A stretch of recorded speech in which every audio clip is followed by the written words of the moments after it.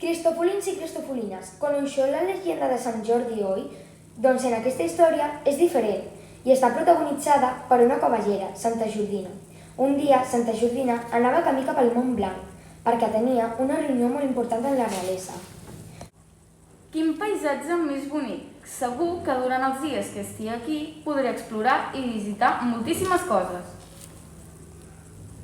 Santa Jordina, ja s'ha arribat i veig que has vingut amb cavall. Sí, m'encanta muntar a cavall. M'ho passo molt bé i és molt ràpid. No hi ha atrevida. M'agrada. Passa, passa, pots deixar el cavall aquí. Gràcies, rei. Ha sigut un viatge molt cansat, ple d'obstacles. Endavant, passa. En aquesta sala t'estan esperant la meva dona i el meu fill. Bon dia, senyora reina i príncep. Un plaer. Bon dia, Jordina. Moltíssimes gràcies per haver vingut. Estem molt preocupats per tot el que està passant. Aquests dies estem sentint uns sorolls molt estranys. Ens podries ajudar a saber d'on venen i resoldre aquest misteri? Sí, esclar que us ajudaré. Unes hores després... Vaig explorar la zona, a veure si escolto alguna cosa estranya. Ei, vinga amb tu! No, gràcies, prefereixo anar sola. Ens veiem després.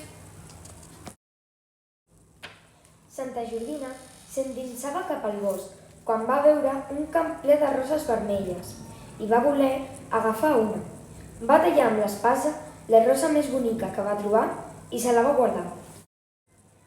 Uns minuts més tard va escoltar justament el soroll que li havien dit els reis.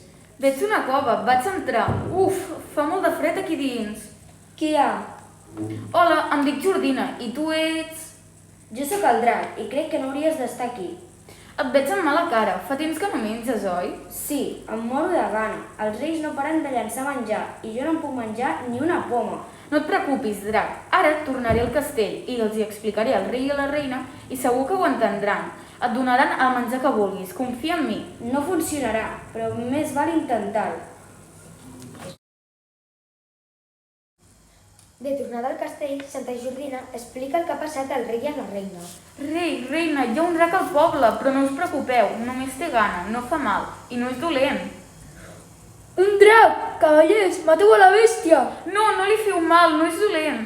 El rei va agafar tots els guerrers i van anar cap al bosc. Santa Jordina va anar al bosc ràpidament i li va suplicar al rei que no fes mal al drac. No, sisplau, no és dolent, només té gana. Sisplau, escolteu-me. Tot aquest menjar que es tira en el vostre regne es pot donar al drac i ell estarà satisfet i com a agraïment serà el defensor d'aquestes terres. Em sembla molt bona idea.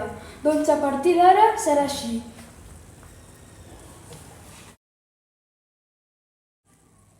Des d'aquell mateix moment, tot el menjar que sobrava en el regne se li donava al drac i tots van quedar contents. Santa Jordina va marxar d'aquell indret, molt satisfeta del que ja havia aconseguit. Visca Santa Jordina!